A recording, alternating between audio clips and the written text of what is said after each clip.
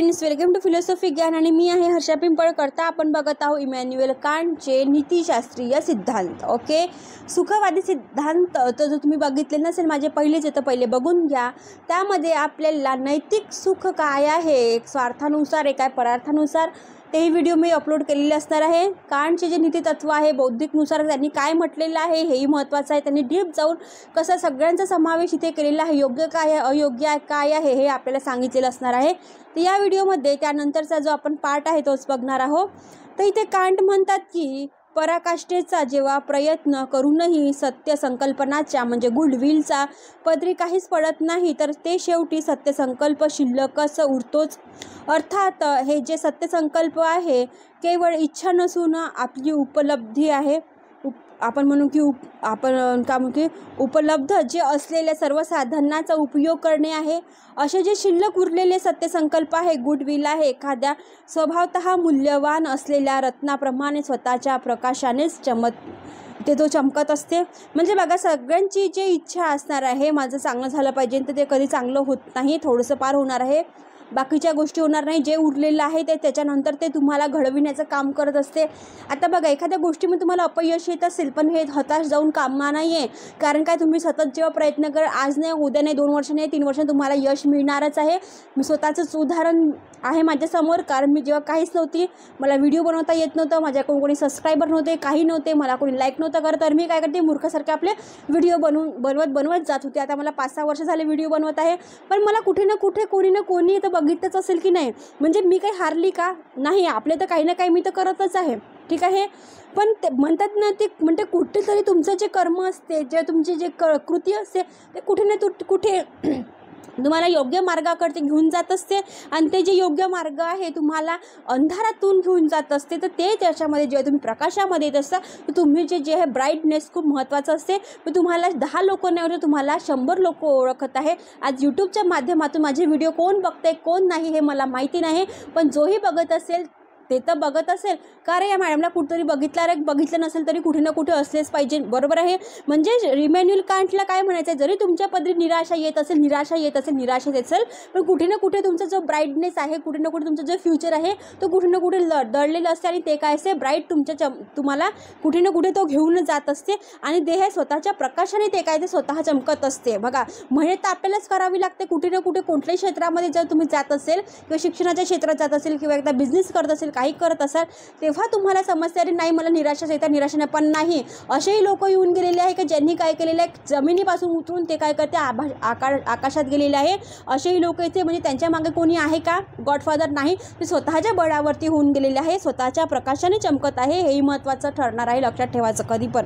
आणि दुसऱ्या सूत्राकडे जर आपण वळलं तर दुसरे सूत्र आहे तर मानवता, मग ती तुमच्यातील असो मगर इतरातील असो, फक्त साधनच न समजता साध्य समजूनही इथे आपल्याला आचरण करावं लागणार आहे. साध्य म्हणजे काय आहे, लक्ष. आता बघा, साधन म्हणजे वस्तू, तुम्हाला जे दिसत आहे, तुम्ही कुठलं लक्ष प्राप्त करता, तुम्ही कॉम्पिटिटिव्ह देताय, UPSC देताय, UGC देताय, कुठलीही गोष्ट जर तुम्ही साध्य करायची आहे, तुमच्याकडे काय साध्य म्हणजे वस्तू असते आणि तुमचे साधन म्हणजे वस्तू असते आणि साध्य म्हणजे तुमचं लक्ष, तुम्हाला कुठं जायचं आहे लक्षामध्ये.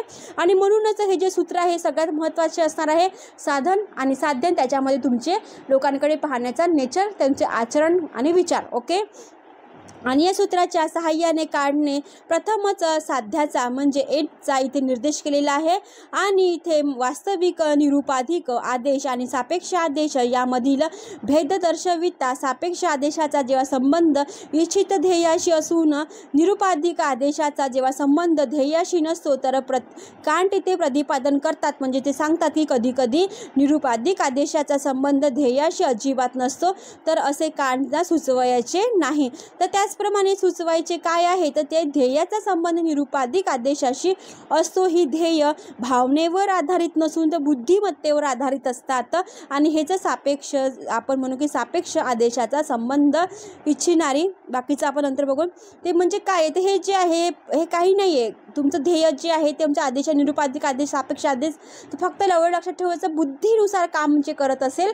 आज आपल्याला जरी आपल्याला खूप वेगळं वाटत असेल, मलाही कधी कधी व्हिडिओ बनवायला खूप म्हणजे विचित्र वाटते, म्हटलं कशाला बघायचं, कोणी बघतच नाही, तरी मी आपला इथे ध्यास सोडत नाही, आपलं लक्ष कळेल, आपलं काम करत राहते, कारण मलाही व्हिडिओ बनवायच्या नंतर माझेही घरचे काम असते, म्हणून ते मी आपण म्हणतो ना आपली कृती कुठे योग्य. आज जरी आपल्याला काही मिळत नाही आहे, पण एक वेळ येईन की त्याच्यामध्ये आपल्याला काय मिळणार आहे, यश मिळणार आहे. आणि मग ते यश काय आपल्याला बुद्धीनुसार, अरे बाबा बरं झालं मी ते करून ठेवलं होतं आणि माझ्या कामात आलेलं आता, असं जेव्हा आपण म्हणतो ना, ते आपल्याला सुख असते, ते आपली इच्छा असते, ते आपलं ब्राईटनेस असतं. एवढं लक्षात ठेवायचं. म्हणजे कुठलीही गोष्ट आज वाया जाते असं तुम्हाला वाटत असेल, पण आज वाया जात नाही. ते कुठे ना कुठे तुमच्या कर्माचे आपण म्हणतो ना, कुठे ना कुठे त्याचं फळ तुम्हाला मिळत असणार आहे. आज नाही तर नंतर संचित कर्म जे असते ते आज साठवून ठेवतात, त्याच्यानंतर तुम्हाला कुठे ना कुठे मिळते. ठीक आहे, म्हणून हताश जायचं होऊन काम नाही, तुम्ही तुमचं कामं करा, बरोबर तुम्हाला मार्ग मिळणार आहे.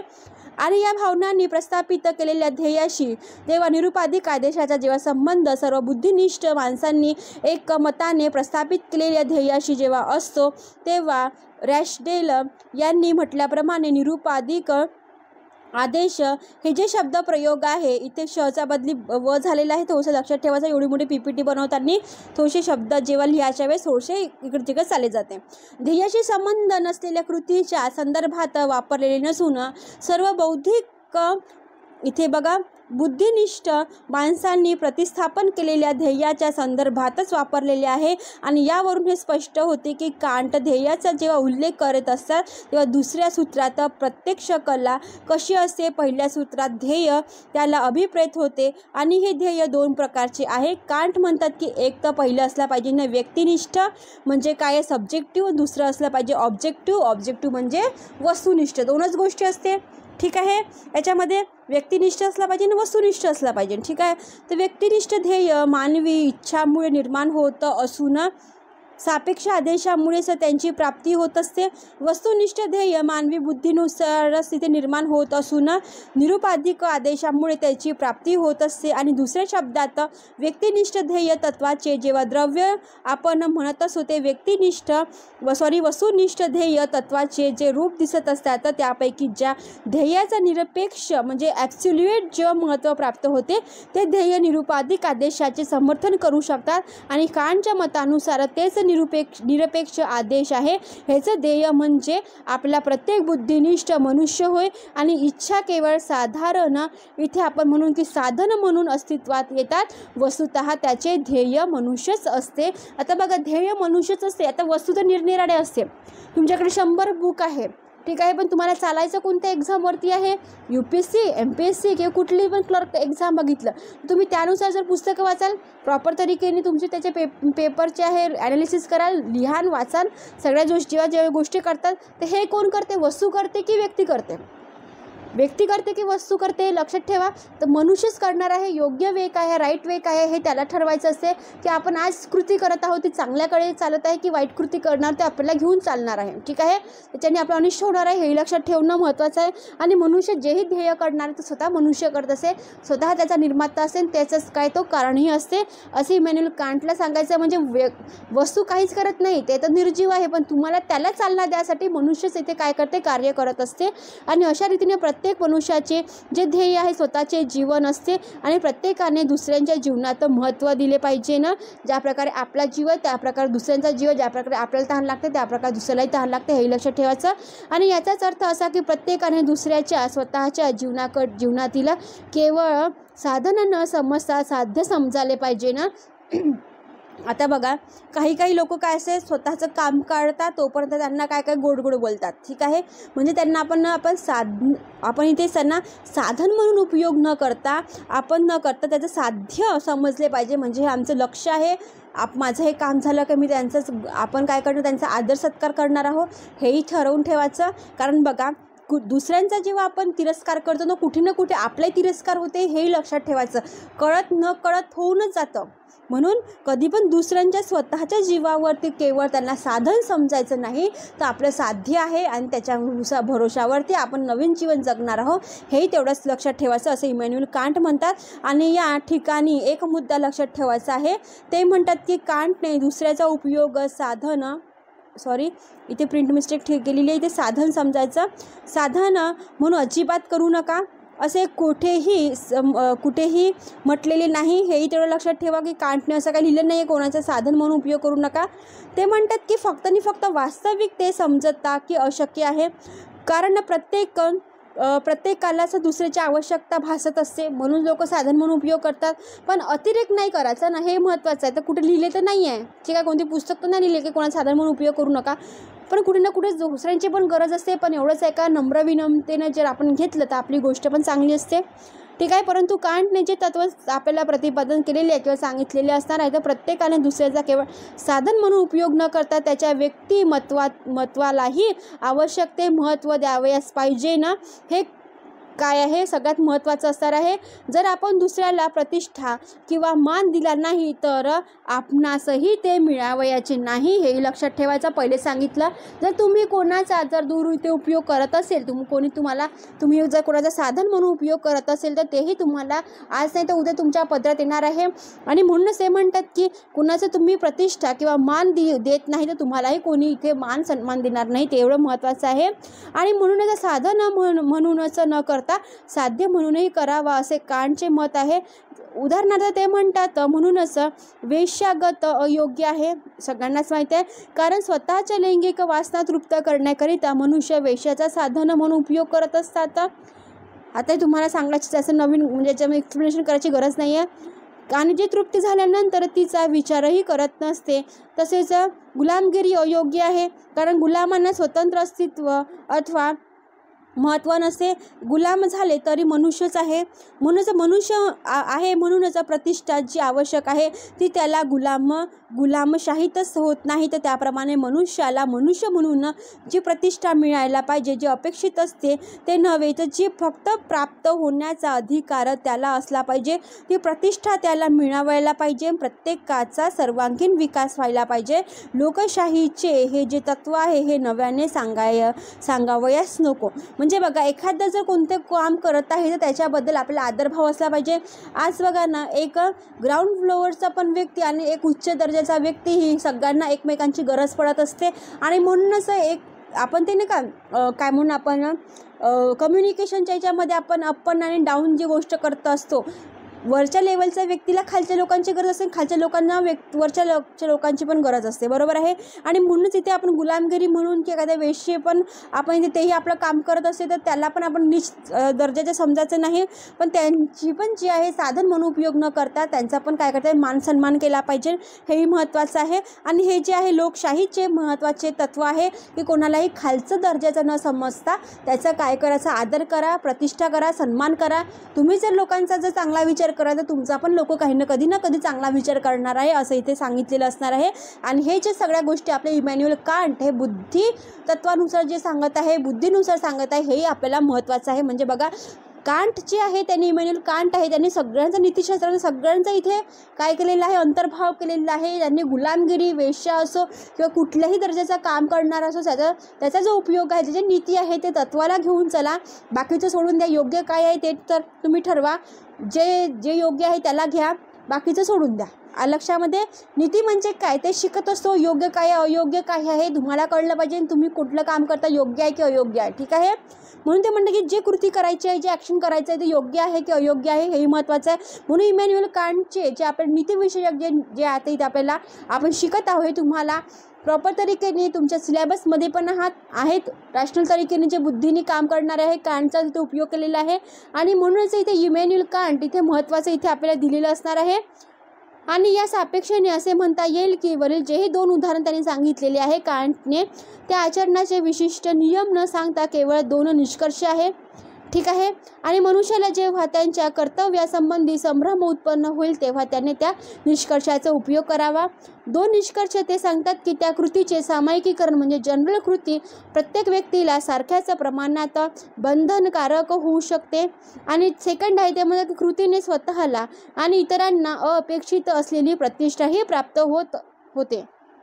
हे काय, हेही महत्त्वाचं असणार आहे. आणि यावरूनच कांट तिसऱ्या सूत्राकडे वळत आहे. दोन सूत्र त्यांनी सांगितलेले असणार आहे. ते म्हणतात किंबहुना पहिल्या दोन सूत्राच्या समन्वयार्थ तिसरे सूत्रही अनुचित आहे. त्याच्यावरतीच अवलंबून आहे. कोणतेही नियम जेव्हा मी स्वतःचं किंवा स्वतःवर लादून घेतो तेव्हाच तो नियम नैतिकदृष्ट्या मला बंधनकारक असतो. म्हणजे कुठलेही जेव्हा जे नियम आहे, मला असंच करायचं आहे, मला हे करायचं नाही आहे, जेव्हा आपण रूल अँड रेग्युलेशन म्हणतात ना, स्वतःला जेव्हा लावून घेत असतो तेव्हा आपण ते स्वतःवरती लादत असतो आणि त्यानुसारच नैतिक नियम आपल्याला बंधनकारक असते, हेही महत्त्वाचं असते.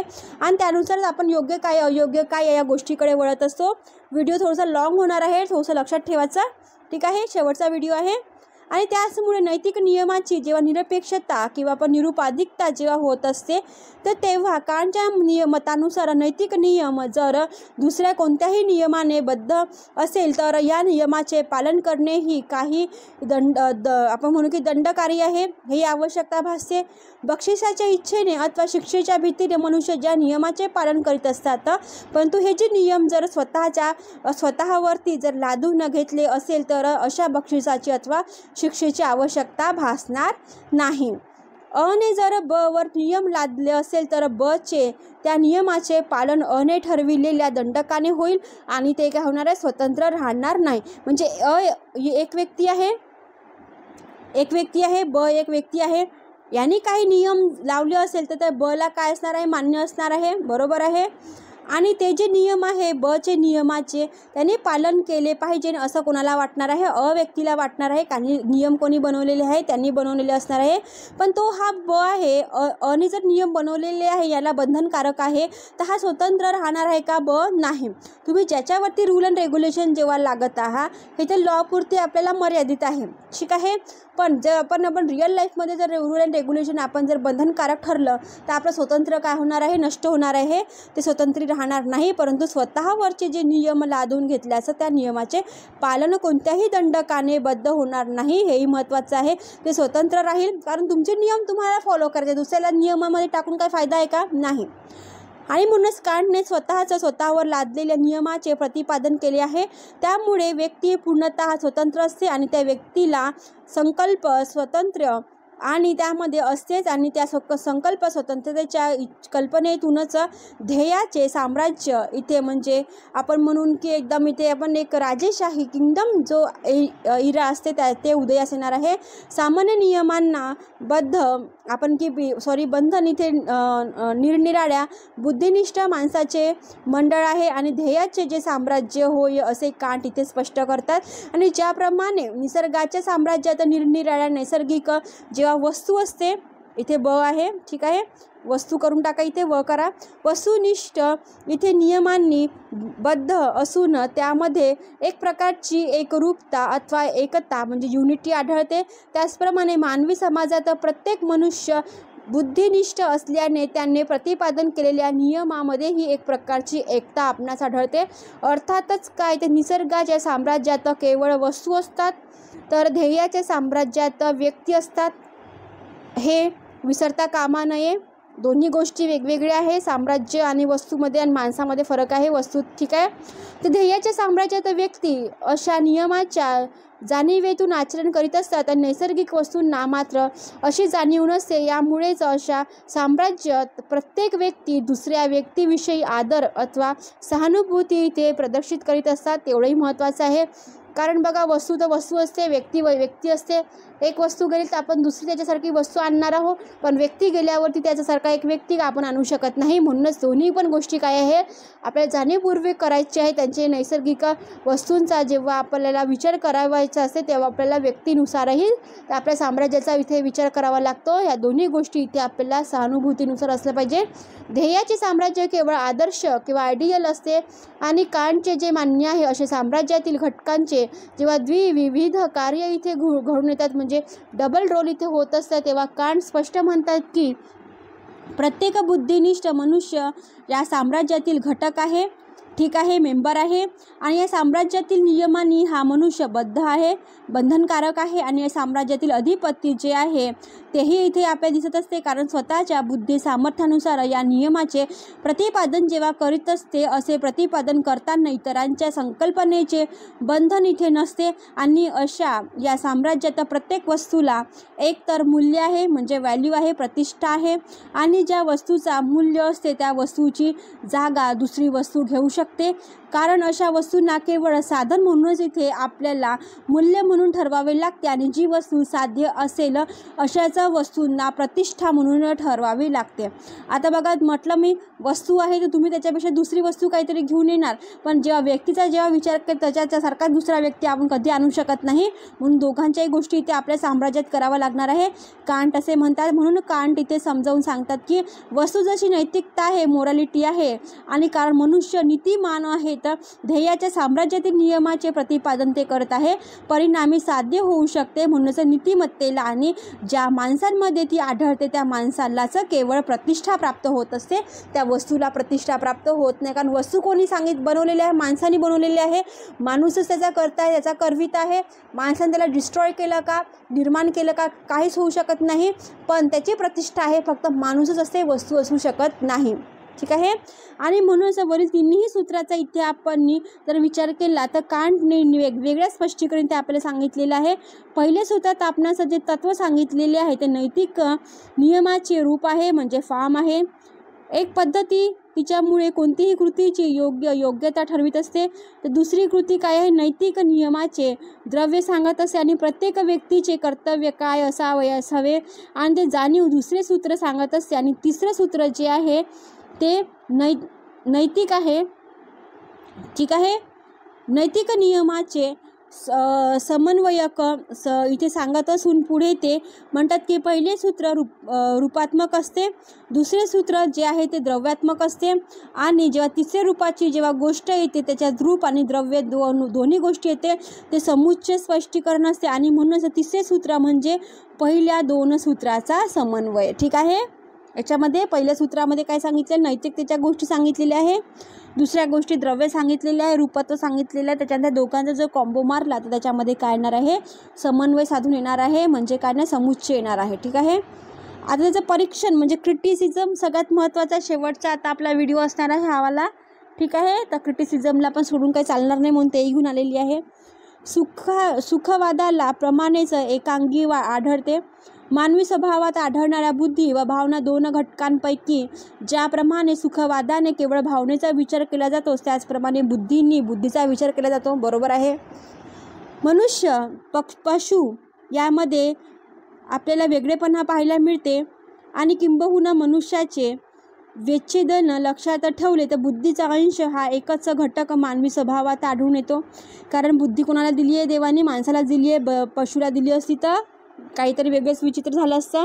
आणि अशाच तरीकेने मनुष्याचे आयुष्य बुद्धिप्रधान आहे, हेही महत्त्वाचं आहे. कारण क्रिटिसिझम जे आपण बघत आहोत बुद्धिवादानुसार, तेव्हा दोनच गोष्टी महत्त्वाच्या असतात, एक भावना आणि एक आहे बुद्धी. ओके.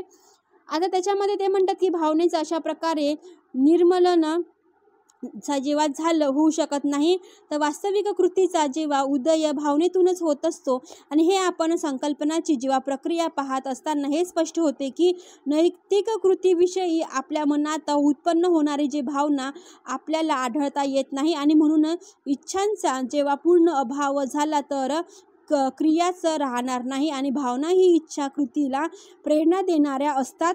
ठीक आहे. म्हणून इच्छेचा इथे अंत केल्यास सर्वच कर्माचा व त्याबरोबर नीतीचाही अंत होणार आहे. म्हणून इच्छाची तुम्ही अंत करू नका, कारण सुख सगळ्यांनाच पाहिजे आहे. पशु आणि माणूस हे दोनच गोष्टी आहे, पण पशुला बुद्धी नाही आहे म्हणून तो शाळेत जाऊ शकत नाही. ठीक आहे. बाकीचं काम करू शकत नाही.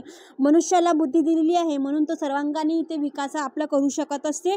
आणि इच्छा जी आहे ते इच्छा ठेवलीच पाहिजे, कारण इच्छेचा जर अंत झाला तर इथे कोणीच राहणार नाही. आणि म्हणूनच इमॅन्युअल कांट इथे आपल्याला क्रिटिसिझम जेव्हा केलेले आहे बाकीच्यांनी, म्हणून ते म्हणतात की सगळ्यात महत्त्वाचं ते म्हणतात की इच्छेचा अंत केल्यास इतर कर्माचा व त्याचबरोबर नीतीचाही अंत होणार आहे. तुमचा इथिकल वेचा पण इथे अंत होणार आहे.